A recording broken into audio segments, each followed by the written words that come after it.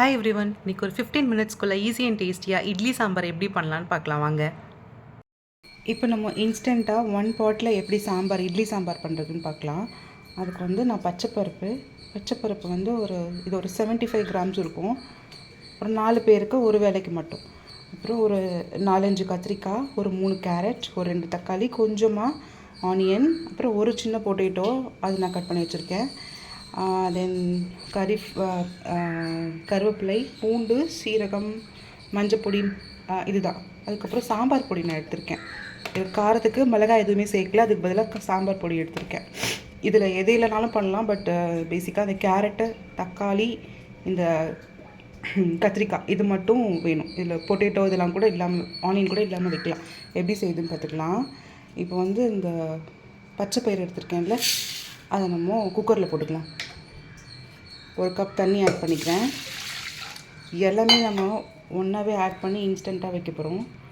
So இதில் வந்து இந்த எல்லா இன்க்ரீடியன்ஸும் நான் இதில் ஆட் பண்ணிக்கிறேன். காய் எல்லாமே ஆட் பண்ணியாச்சு. இதில் நம்ம வந்து பீன்ஸு, கோஸ், மற்ற காயும் ஆட் பண்ணலாம். பட் இது கெடைஞ்சி வைக்கிற சாம்பார். ஸோ பீன்ஸ் எல்லாம் கொஞ்சம் ஹார்டாக இருக்கும், கொஞ்சம் தெரியும். உங்களுக்கு காய் முழுசாக தெரிஞ்சால் கூட ஓகேனா நீங்கள் மற்ற காய் கூட ஆட் பண்ணிக்கலாம். டேஸ்ட் ஒன்றும் டிஃப்ரென்ஸ் இருக்காது. இப்போது காய் ஆட் பண்ணிவிட்டு, இப்போ மஞ்சப்பொடி, தேவையான அளவு மஞ்சப்பொடி, அப்புறம் ஒரே ஒரு ஸ்பூன் வந்து சாம்பார் பொடி ஆட் பண்ணிக்கிறேன். போதும், கிட்ஸ்லாம் சாப்பிடுவாங்க, ஸோ அது போதும். கொஞ்சம் பெருங்காயத்தூள், பருப்பு காயெல்லாம் இருக்கும், ஸோ அதுக்கேற்ற பெருங்காயத்தூள் ஆட் பண்ணிக்கிறேன். கண்டிப்பாக பூண்டு, சீரகம், இது எல்லாமே ஆட் பண்ணிவிட்டு ஒரு மிக்ஸ் பண்ணிவிட்டு நம்ம குக்கரில் வச்சிட போகிறோம், அடுப்பில் வச்சிட போகிறோம். நம்ம எல்லா காயும் ஆட் பண்ணிவிட்டு அது அடுப்பில் வச்சாச்சு. இந்த டைமில் வந்துட்டு சால்ட் ஆட் பண்ணிக்கலாம். கொஞ்சமாக ஆட் பண்ணிக்கோங்க. அப்புறம் ஓப்பன் பண்ணதுக்கப்புறம் டேஸ்ட் பண்ணிட்டு then we can add more. இதில் வந்து நம்ம குக்கரில் விடுறதுனால கொஞ்சம் காயெல்லாம் பெருசாக இருக்குது. ஒரு 4-5 விசில் விடுவேன். 4 விசில் போதும். பட் உடனே காலையில் இன்ஸ்டண்ட்டாக வேணும்னா கொஞ்சம் எக்ஸ்ட்ரா விசில் விட்டுக்கலாம். அப்புறம் கருவேப்பிலைலாம் நான் இதில் ஆட் பண்ணிட்டேன். குக்கரில் சமைக்கிறது எல்லாமே கருவேப்பிலை போட்டாக்கா கொஞ்சம் ஈஸியாக, அது கணக்கு தெரியாது சொல்ல சாப்பிடுவாங்க. அதனால் பெருசாகவே காயில் கட் பண்ணிருக்கேன். இப்போ இதை மூடி ஒரு 4 to 5 விசில் வச்சுக்கலாம். இப்போ நம்ம குக்கர் ஓப்பன் பண்ணிவிட்டு இந்த மாதிரி ஒரு பொட்டேட்டோ ஸ்மாஷர் வச்சு நல்லா இதை ஸ்மாஷ் பண்ணி எடுத்துக்கோங்க. இப்போது எந்த காயுமே தெரியல பாருங்கள்.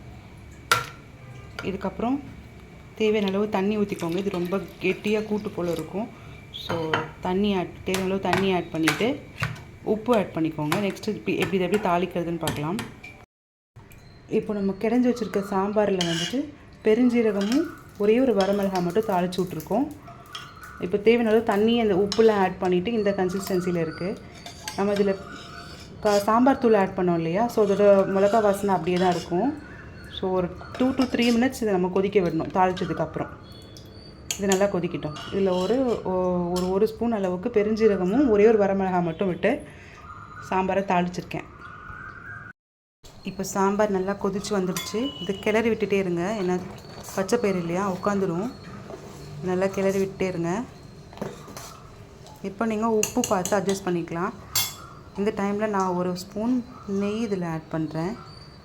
எனக்கு வந்து பருப்பு ஐட்டம் எல்லாத்துலேயுமே நெய் ஆட் பண்ணால் பிடிக்கும். ஸோ நான் கொஞ்சம் நெய் ஆட் பண்ணிக்கிறேன்.